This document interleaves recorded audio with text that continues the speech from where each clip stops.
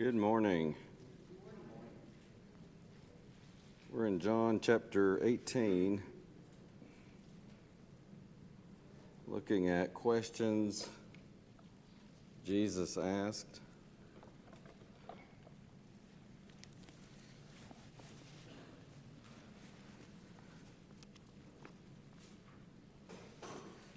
And we left off right almost at this question from John 18:21.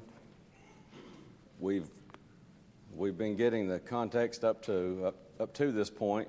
Just going back a little bit to a question that was asked right at the end of class last week. I mentioned right here in 15, it really goes through verse 18 there, but Peter in the high priest's court.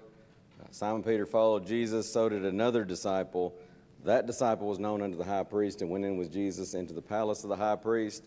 Of course, Peter stands at the door without, or we might say he stood at the door outside. Then went out that other disciple which was known unto the high priest and spake unto her that kept the door and brought in Peter.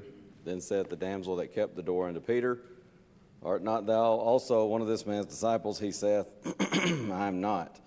And the servants and officers stood there who had made a fire of coals, for it was cold, and they warmed themselves, and Peter stood with them and warmed himself. But the question that was asked right near the end of class, or right at the end of class last week, was particularly, 15 through 16? Who was this person? I mentioned it was John. It doesn't say that for sure, and I do want to clarify it. A lot of commentators writing on this, commenting on this, take that to be John. Certainly would be most logical. You can find some that will go crazy and speculate, folks, that there's just no real evidence. I was trying to remember what I looked at it last Sunday afternoon, and I didn't even write it down because it was just so out there. But one fella I looked at had some random Bible character in there as who he thought it was, but I just mainly want to mention that because the question was asked, and also because I stated it as John. I think it probably was John, but I do want to at least clarify that we don't know that for sure. And I think out of the ones that I looked at, there was one that he didn't believe it was John, and basically he based that simply upon, well, when John refers to himself in this gospel account, he always refers to himself as the disciple whom Jesus loved. And so he kind of said, must not be John. I don't know. I don't know that that's that strong of an argument, but either way, it doesn't matter.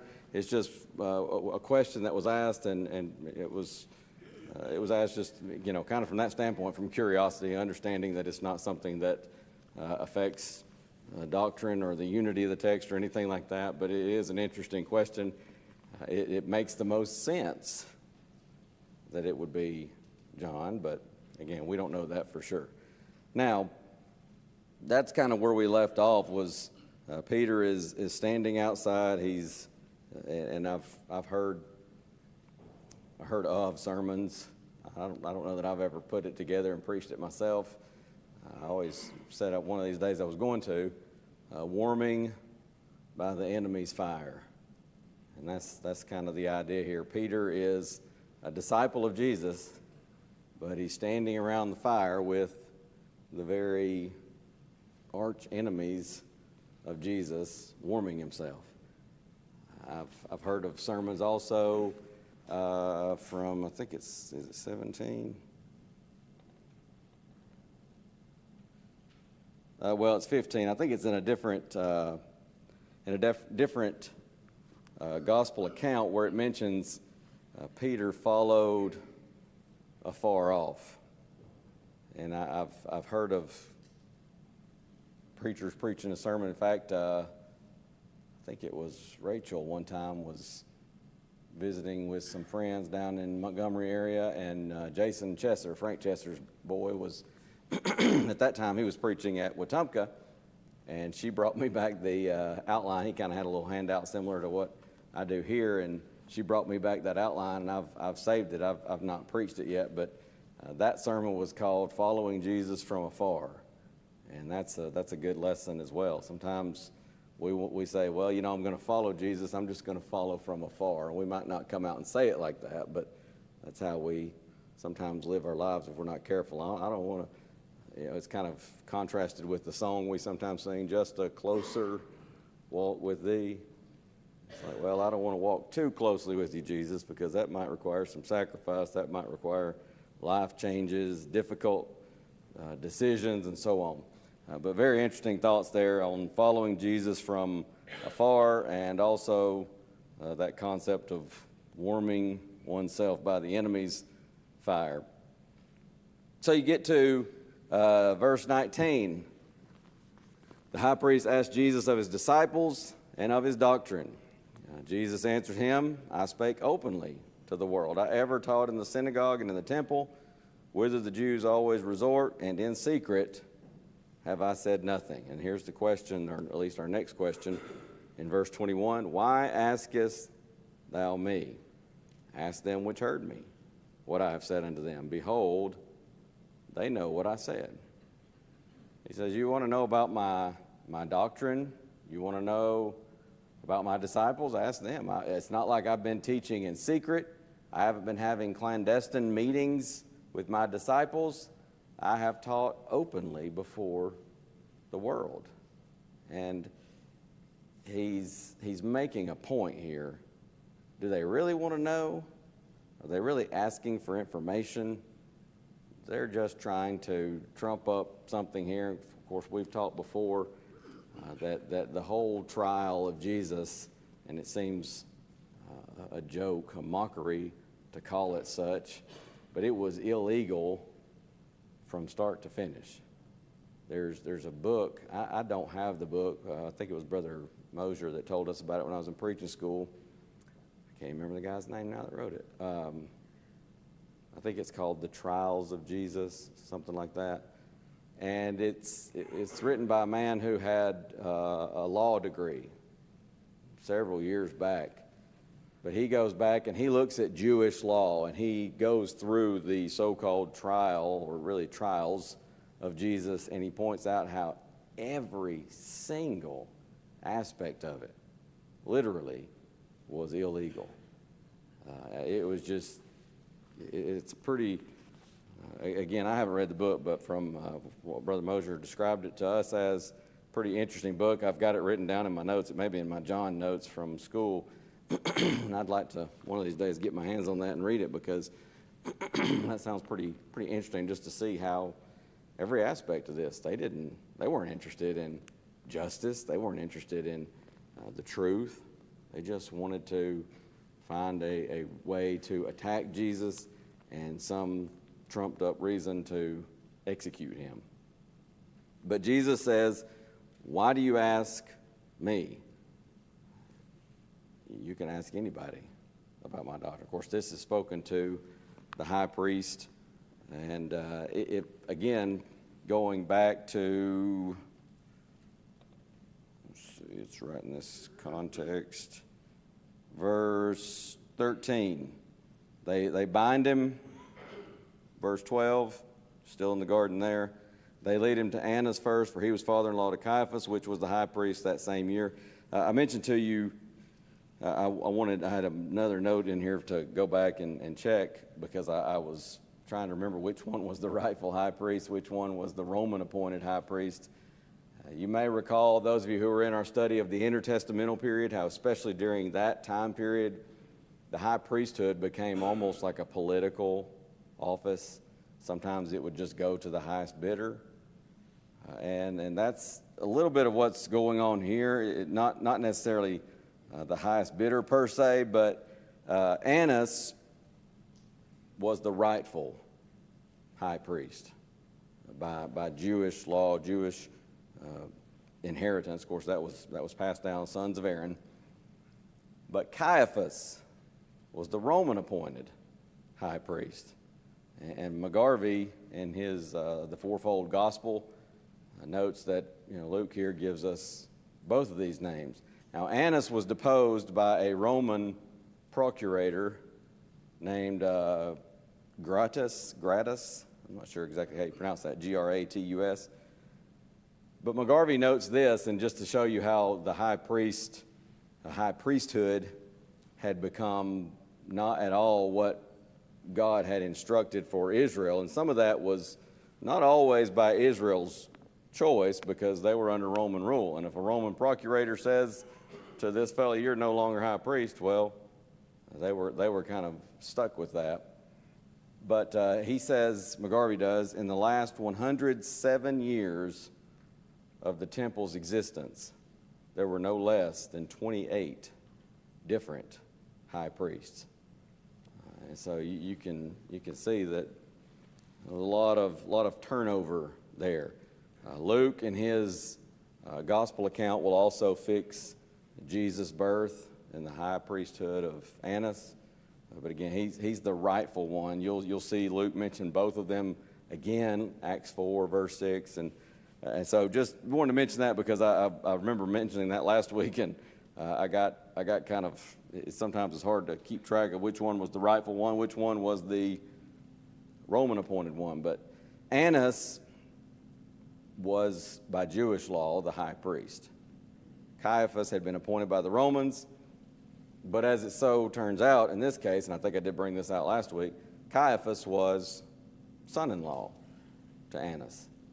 So they got along okay. Now, there were other times, and again, if you remember from the intertestamental period, there were times when that was not the case at all, and sometimes it would even get violent, trying to depose someone that the powers that be had put into the high priesthood versus who the Jews viewed, or many times, most of the time, was the rightful high priest, but they would seek to enforce that by force, and sometimes it would cause a lot of problems. But here, back to our context of this question in verse 21, Jesus had been asked by the high priest about his disciples and his doctrine, his approach, his message. It was not secret. He taught openly. He taught oftentimes in synagogues. Wasn't anything secretive about that. He taught in the temple. In fact, there's a verse in Mark. Let me get the right verse here. Mark, that's Luke 14. I think it's Mark 14.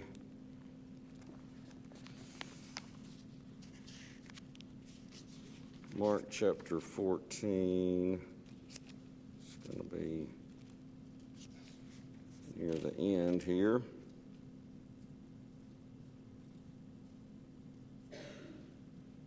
Yeah, it's still in the garden. Jesus answered and said unto them in verse 48, "Are you come out as against a thief with swords and with staves to take me? I was daily with you in the temple teaching, and you took me not, but the scriptures must be fulfilled." And, we've pointed out before that in the last week of Jesus' life, he was in the temple virtually every day. He would go back to Bethany, spend the night, come to the temple in the morning. Of course, just a week of Passover. And he would teach in the temple. And there's a lot recorded in the gospel accounts where they sent people to try to entrap him in his words during that time. And they have questions such as, well, by what authority do you do these things? And so Jesus says, well, I'm going to ask you a question. The baptism of John, whence was it, from heaven or of men? Oh, well, we can't say. Of course, they huddle up and they say, well, if we say it's from men, we're afraid of the people. They take John for a prophet and they're liable to stone us. But if we say it's from God, he's going to want to know, well, why didn't you submit to it and obey it? And so they decided to tell Jesus, well, we can't say. And so Jesus he said, well, I'm not going to answer your question. You won't answer mine? I'm not going to answer your question. They knew by what authority he did it. He showed the authority time and time again with the miracles. And that was the purpose of miracles. That we often talk about the purpose of miracles. The number one primary purpose of miracles was to confirm the message, the authority of the message. And so Jesus, he didn't answer that question. Then they come to him, they want to know, well, is it lawful to pay taxes or not? And they think they've got him on the horns of a dilemma there, because if he says, no, don't pay those taxes to that nasty stinking Roman pagan government, then he's in trouble with Rome. But if he says yes, he's going to be in trouble with the people, because nobody liked being under Roman rule because they were pagan. And, of course, nobody likes to pay taxes. So they think they've got him again. And, of course, he says, bring me a coin. Whose image is this? Oh, it's Caesar's. Well, you render to Caesar the things that are Caesar's. Render to God the things that are God's. Then the Sadducees come. And they think they've got him on the horns of a dilemma because, they don't believe in the resurrection. And so they say, well, here's a lady, and she married a man, and he died and didn't have any heir, any children, male children, to carry on the family name. And so just like in the law of Moses, it says, she married his brother. And so the brother would marry that lady, and he would bring up seed in his brother's name. But, oh, well, bless his heart, he died. And then, so she married another brother. And, of course, this goes on 7 brothers. They all died, and then she died. And they say, well, now, Jesus, whose husband will she be, or whose wife will she be in the resurrection? Because 7 different men had her as their wife. And Jesus says, you do err, not knowing the Scriptures or the power of God. Because in the resurrection, they don't marry, they're not given in marriage. So again, he answers that. And finally, they just, Matthew says, after that, durst no man ask him any questions. They realize they can't entrap him. They can't catch him on some kind of a dilemma. Can't entrap him in his words. And so they kind of stop. But he was in the temple daily, particularly that last week. But that wasn't the only time. He was often in the temple. He was often in the synagogues. He taught openly. There was nothing secret. And so he was doing this on a daily basis. Hold your spot there in John and turn to, there's another passage here that's worth looking at together, Acts chapter 26.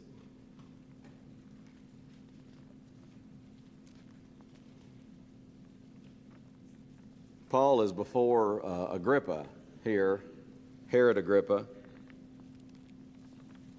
You recall he was aiming to go to Rome. He was hoping to go to Rome. He ends up in Jerusalem. There are people that, some of the Jews, that they were often after Paul, wanted to get Paul, persecute Paul, kill Paul. And so they at some point, they see him and they cry out, oh, there he is. He's the one who's been bringing Gentiles into the temple. Well, he had never done that, but they accused him of that. And this near riot breaks out. Centurion comes down with soldiers. He breaks that up, carries Paul into the sort of citadel, we might call it, and he's going to lay stripes on Paul, get him to fess up. I guess they figure if you beat somebody enough, they'll confess what they've done wrong. And they're about to do that, and Paul says, well, is it lawful for you to beat a man who is a Roman and uncondemned? He was a Roman citizen. And, of course, it was not lawful to do that under Roman law. Paul would sometimes use his Roman citizenship to the advantage of the preaching of the gospel. And so when he tells them that, they're kind of like, whoa, okay, hold on. So they decide to hold on to him. And then they find out about this plot. Paul's nephew finds out. He tells Paul. Paul has him tell the centurion. So they take him to Caesarea. And eventually, of course, he's going to end up before Agrippa. Now, chapter 26, he's going to speak to Agrippa, and he's going to give a sort of a quick summation of his conversion. This is sometimes we go through in our Bible time with the children, and we'll look at some different. I've got a book by, I think I've shared it with y'all before when we talked about family Bible time. Although it's been a while, I was looking at that just recently for an article I wrote for Papaw in the Truth publication. And I used some of those notes, but it's actually been back in 2020. But we talked about family Bible time, and there's this book, and I can't even remember the name of the book, but it's by Paul Sain, and there are 2 volumes just filled with questions. They're Bible questions, but volume 2 has a big section where you go through, and it's by category. You might have miracles from the New Testament, miracles from the Old Testament, miracles of Jesus, parables, conversions, things like that, and I read it out to the kids and say, okay, who can tell me where, fill in the blank. And so one of these is the conversion of Saul of Tarsus, and the little ones are starting. Finally, we've gone through this several times, and they're finally starting to to get that it's some of the questions I ask sort of as a trick question, because there are multiple places where we read about some things, especially like in the gospel accounts. But the conversion of Saul, we read about it in 3 different places. Acts chapter 9 is kind of Luke's historical account of it. Paul will recount it in Acts chapter 22. And then Paul here in Acts 26 recounts it again before Agrippa. And so he talks about this, his conversion, but he sort of wraps that up. He tells him in verse 19, whereupon, O King Agrippa, I was not disobedient unto the heavenly vision. Of course, he was told to go into Damascus. Jesus sent Ananias to Paul, and of course told him, why are you waiting? Arise and be baptized, wash away your sins, calling on the name of the Lord, Acts 22:16. And he says, for these causes the Jews caught me in the temple and went about to kill me. He's going back to that riot that had happened earlier in Jerusalem. That's verse 21. Then he says, it says in verse 24, as he thus spake for himself, Festus said with a loud voice, Paul, thou art beside thyself. Much learning doth make thee mad. You've had so much, you spent so much time in the books, you've just gone crazy, Paul. Of course, he says, I'm not mad, most noble Festus, but speak forth the words of truth and soberness. Listen to what he says in verse 26. For the king knoweth of these things, King Herod Agrippa, before whom I speak freely. For I am persuaded that none of these things are hidden from him. For what? This thing was not done in a corner. That's essentially what Jesus is saying here in John 18:21. He says, look, this thing was not done in a corner. You want to know? I submit to you, I think he's saying to them in a roundabout way, you already know. You haven't missed this. This has been done out in the open. I'm not doing anything secretive or in hiding. You know exactly my doctrine, which, of course, he said numerous times, is not mine, but the Father's who sent me. He says, you know of my doctrine, you know of my disciples. And so the idea here is you could have asked anyone about my message or my followers. Now, before we go to the next question, which is right here in this context, I think it's interesting. Jesus says, you want to know, you could have asked any of my followers. Now, what about that today? What does it say about us if somebody were to ask us, well, what can you tell me about Jesus? I say, well, I don't know. I better find you somebody who can help you with that. We need to be, as Peter's going to say in 1 Peter 3:15, ready to give an answer. And we've studied that verse before. Ready to give, the Greek word is apologia, yes, a defense, an apology. Not an apology in the sense that we sometimes use that word like, well, I'm sorry, I apologize, I shouldn't have done that. But the idea is there an apologetic, a defense of the reason for the hope that is in you, and to do it with meekness and with fear, godly fear, reverence. So that's an interesting thought to me. Jesus says, you can ask any of my followers. That still should be the case today. Somebody wants to know about Jesus, they should be able to ask any of his followers and find out exactly what his doctrine is, what his message is.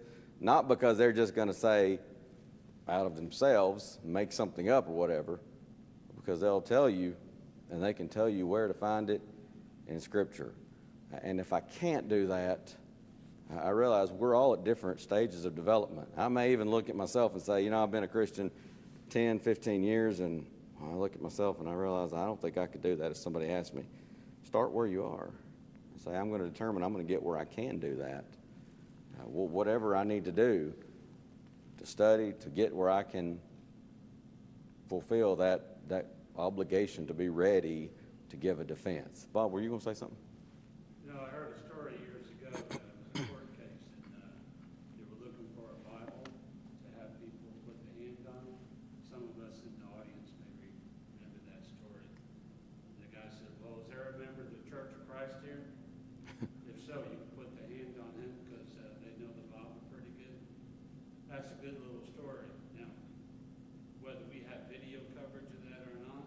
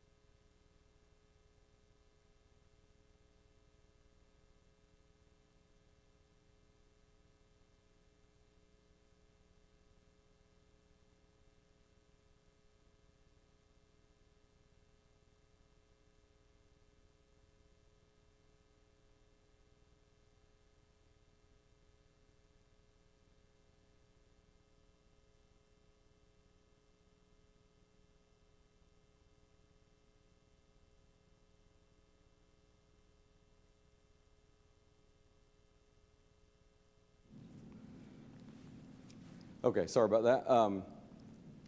I think I have mentioned it before, but I believe the preacher was Gus Nichols. That, and I'm told that it did in fact happen. There were others that had told it because they were there that night and heard it. But I think he was preaching a gospel meeting or something, or it might have been somebody in the local congregation. But Gus Nichols, if you've ever read much or knew much about him,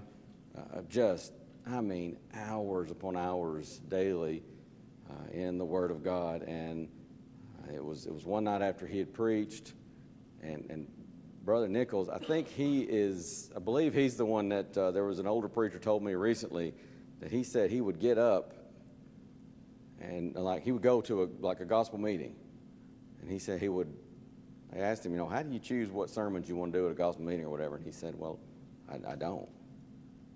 And they said, no, seriously. He said he would get up, and he said, I look at the audience, and I may see a lady sitting there, and there she is with her children by herself, and her husband's not with her. So he might do a sermon about the importance of husbands and wives working together.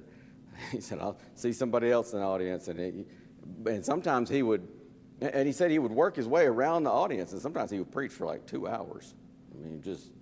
But everybody that I've ever heard that heard him preach, I don't think I've ever heard him preach. I don't know if I've ever even been able to find a recording. I'm sure there's some out there. If you find one, send it to me. But people would say he could just preach for hours, and it just didn't feel that way. But he said he would just work his way around the auditorium, and might have been Brother Roger Lane that was telling me that you could tell when he finished, he'd see somebody and somebody or something that he saw in the audience would bring something to mind, and he'd preach on that.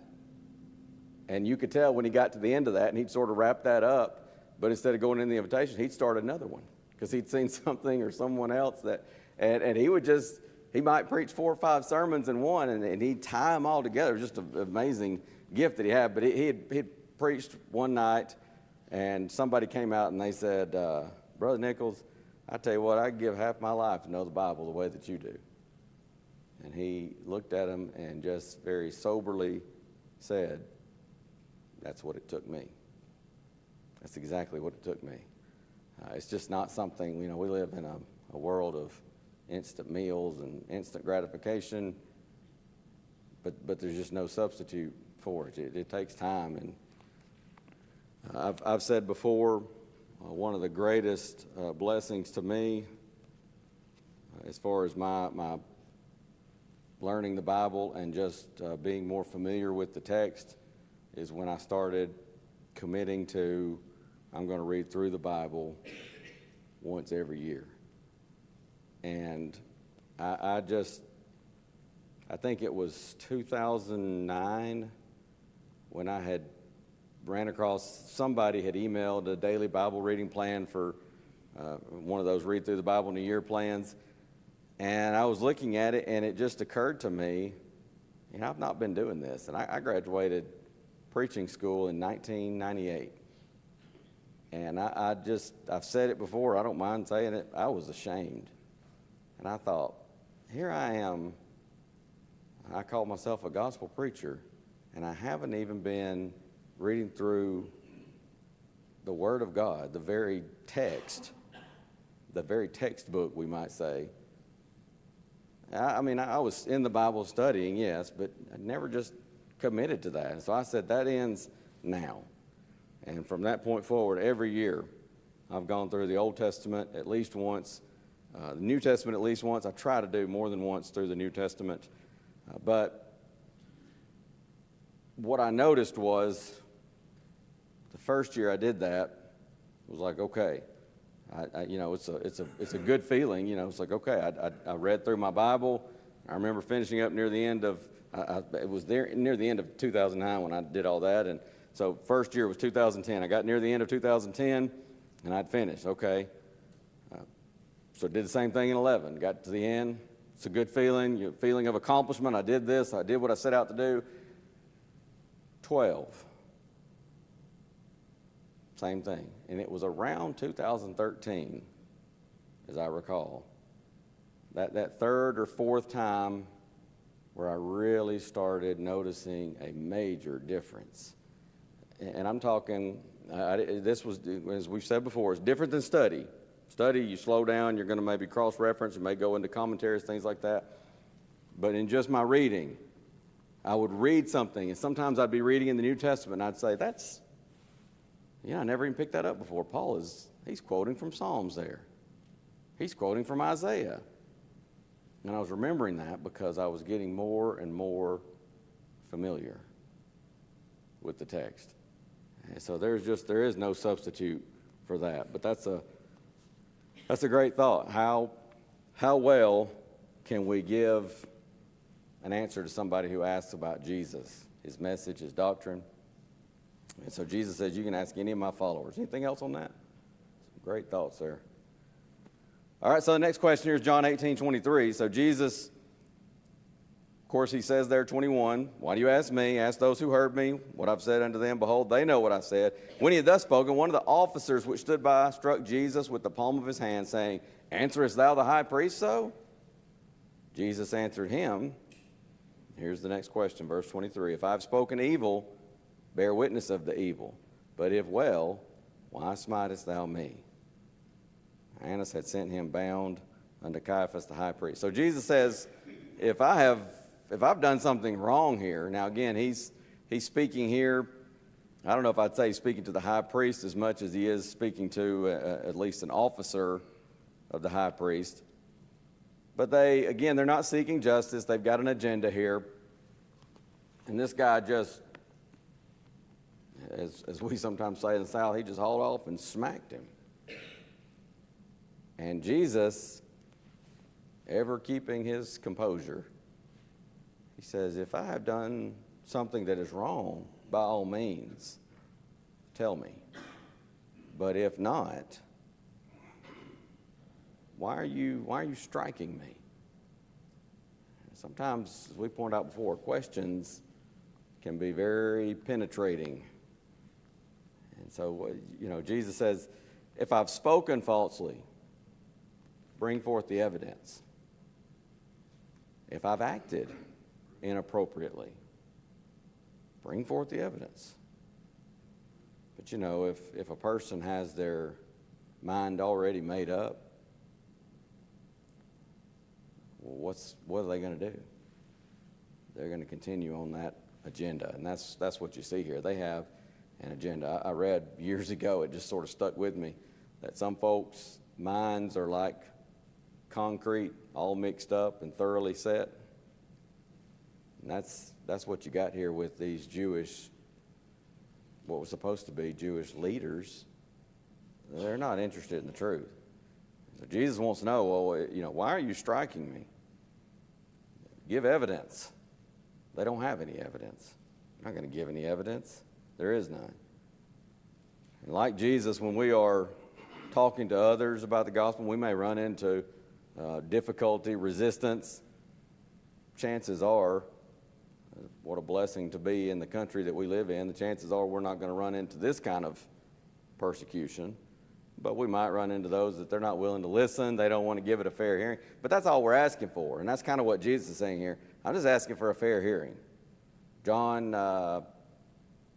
7:17, Jesus is going to say, if any man will do his will, if any man desires to do God's will, he shall know of the doctrine, whether it be of God or whether I speak of myself, whether I speak literally out of myself.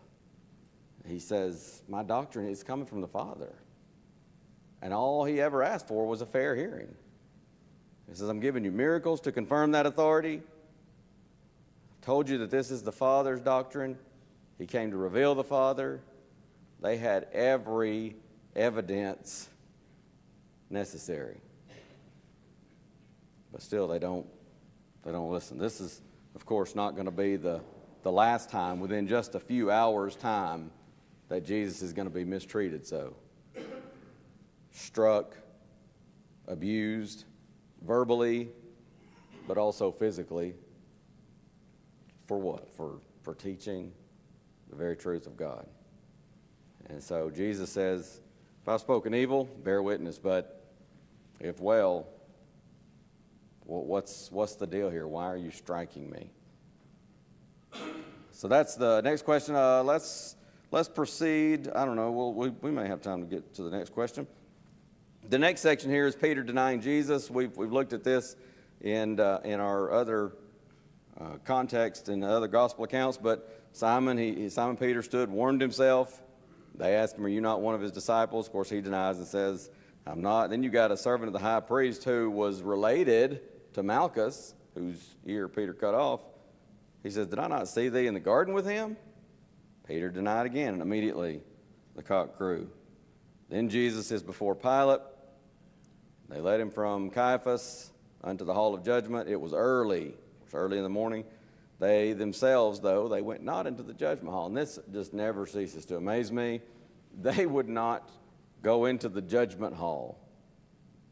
I believe, I don't know if it's New King James. Some of the other versions, I think, have praetorium here.